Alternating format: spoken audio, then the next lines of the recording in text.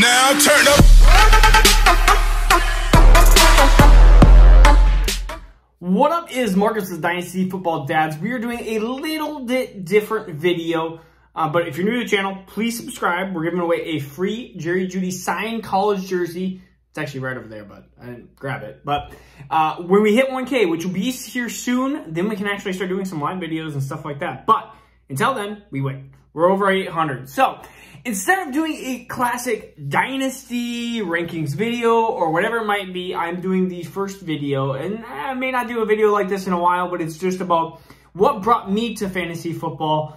So if you're looking for Dynasty content, like you want analytics right now, probably not an amazing thing. But if you want to know a little bit more about me, a little bit more about what got me into Dynasty football, why I'm going to be passing that on to my son as well, this is the video, I guess, for you. It's just going to be a couple minutes, not too long, but I figured we talk about analytics, we talk about rookies, we talk all about this stuff. Time to do a little bit of BSing. So it goes all the way back into when I was about 9 or 10 years old. My dad used to buy those magazines. And so comment below if you've ever had those magazines, those fantasy football magazines where you used to buy at like a Target or I think even at gas stations, used to buy them. And he used to get them. And he used to do his touchdown only league. And so that was a very interesting league. That was what they used to do, and they had this big, huge trophy, this ginormous trophy, and ultimately it was a really cool league that my dad was a part of. He was a middle team, seemed about every year, wasn't really bad, wasn't really good, sometimes hit the playoffs, sometimes didn't.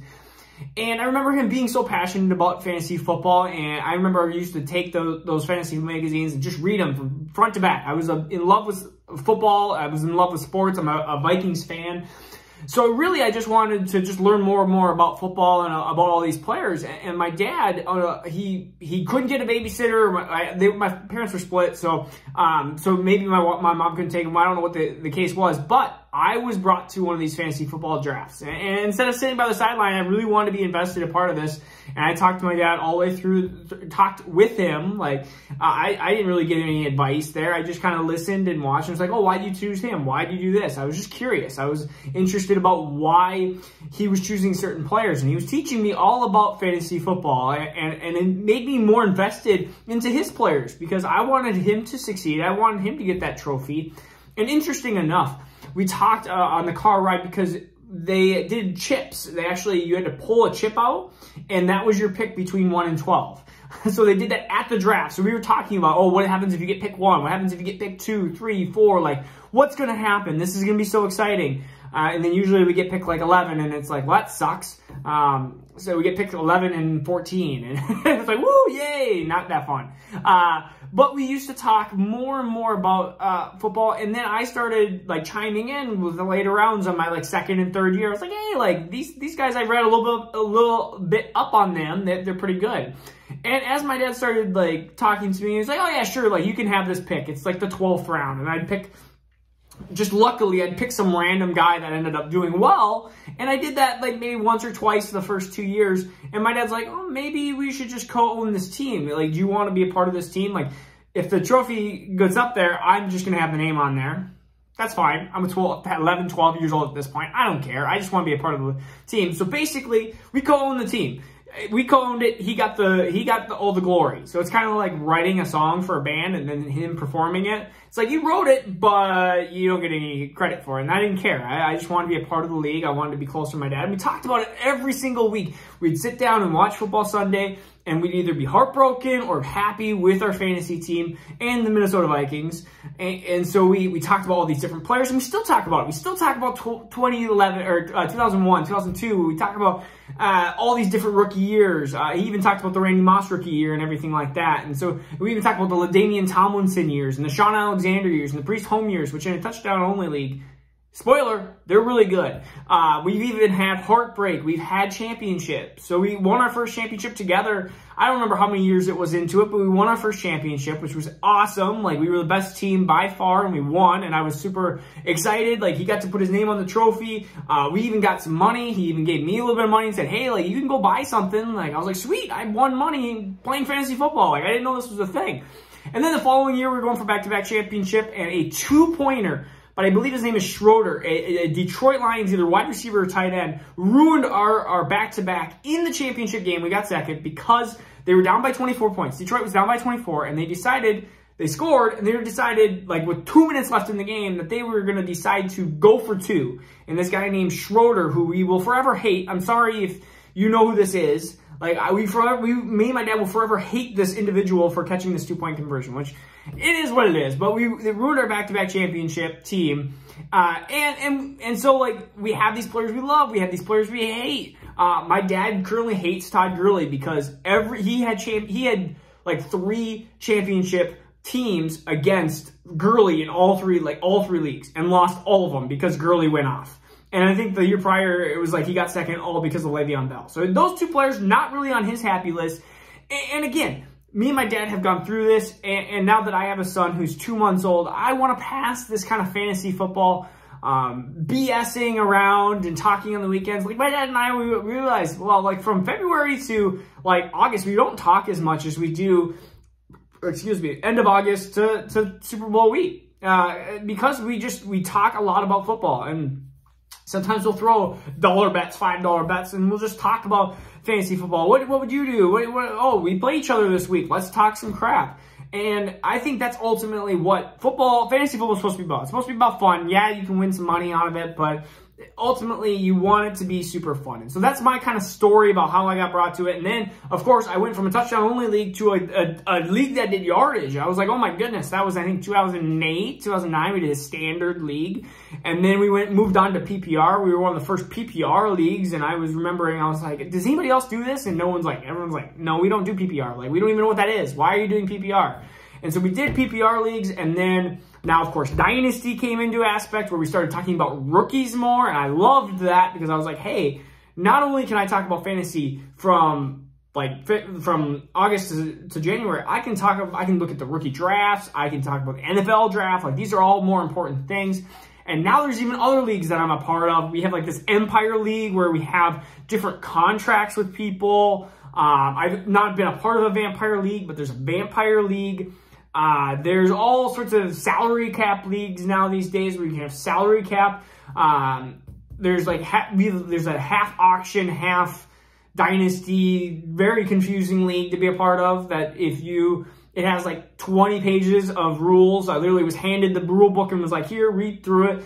And if you want to be a part of the league, be a part of the league. Here's your team if you want to be a part of it. And I was like, okay. And I read through the entire thing and I was like, okay, I got like 5,000 questions.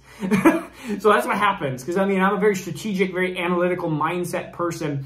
And so outside of Dynasty, people are like, what do you do? What makes you go out every single day? Well, I've went through pre-med school here in Minnesota, and then I went to chiropractic school for 4 years. So I am a doctor of chiropractic. I graduated, I don't even know, 5-6 years ago. I've owned my own practice now for over 3.5 years of practice. So there's that. I do, and that's majority of my effort there is trying to get people well and try to keep people well. Get and keep is the big, huge thing there. And so we see a lot of families in pediatrics through that. So if I'm not learning about Dynasty football or football, it's football, family, and chiropractic are kind of like my big 3. I would say I don't have a ton of time for everything else. So a lot of times people are like, well, how quickly are you going to update rankings? I'm going to try to update them as much as I possibly can, but I'm not going to tweak every little thing. I am a tweaker, but I'm not going to tweak every little thing when it comes to rankings every single week. I can sit there in my rankings and be like, no, I'm going to flip these guys. Like Elijah Moore and Rondo Moore, I'm going to flip them. No, I'm going to flip them back. I'm going to flip them. I'm going to flip them back. I like read different articles, analytics. I'm just like, what should I do? What should I do? Instead, I just keep them, and then when it happens, if I have to draft one of those players, it's not flipping a coin. It just depends what my roster is. That's what it usually ends up being. So that is what brought this. That's what I do. I mean, that's pretty much my what I do every single day. I like to go onto the we live in Minnesota, 10,000 plus lakes, probably 11,000 plus lakes.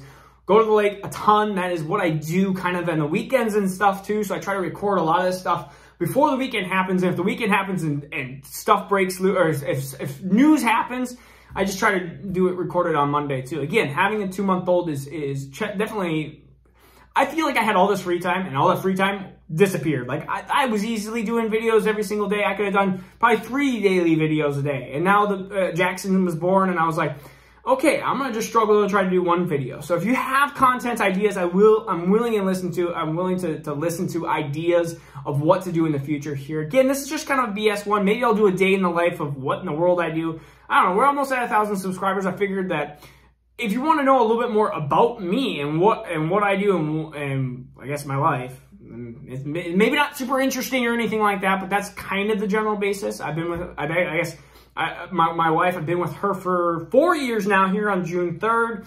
We've been together for 12 high school sweethearts. I'm trying to think if there's anything else. I have 2 cats. You probably have seen them running back and forth. They don't listen. They chew on everything, and I tried to make them not chew on everything. And I'm trying to think. My free time, I like to try to golf. But I golfed 0 times this year so far. 0. And it is almost June. 0 times. Yeah, that's a real good aspect. What else do I like to do? Football. I like, no, I'm just kidding. Watching Minnesota sports, Wild, Timberwolves, unfortunately, Twins, like all those being bad sports, usually for us. Let's see, I can show you the rest of the man cave. There's a Diggs jersey. There's my, that thing lights up. When I travel, I collect shot glasses. There's some triathlon stuff, some pool stuff, Minnesota Wild, Dalvin Cook, Mike Hughes, which is no longer, that was a sucky purchase. That sucked because, I mean, he's no longer on our team because of his neck. Let's see, what else do I have? It's a little shaky. More shot glasses, more cards, like Tom Brady rookie card, Shaq rookie card. Oh, we got Harry the Hitman. What else do we got over here? Yeah, we got some, there's Mr. Brady right there. Kobe, R.I.P. Cody. Kobe, of course, Garnett, Barry, some Culpepper, Mr. Culpepper. Yeah, some of this stuff is Minnesota based, so you guys probably don't care. And then all these are rookie cards there too. Yeah, Barry Sanders, pretty cool. I don't know, probably not worth anything, but still cool to have. Oh, I just actually opened up one of my first, I used to collect Minnesota sports cards when I was a kid too. So I have all these different cards. I probably have like millions of cards, but they're just not out because they're in a box and someday I'll probably sell them. But I got a cool, I just opened a pack and I got a Justin Jefferson card. I was like, hey, look at that. And then Mr. Lamb, CD Lamb. Yeah, so probably my 2 favorite wide receivers from last year's class. And then, unfortunately, Brian Edwards, which maybe eventually he'll be something. I think that's it. I don't even have this thing wrapped up. This shows how sometimes I treat my cards. This is a Mr. Pudge, Ivan Rodriguez. Yeah, he's just not even in a protective case, but some bat and stuff.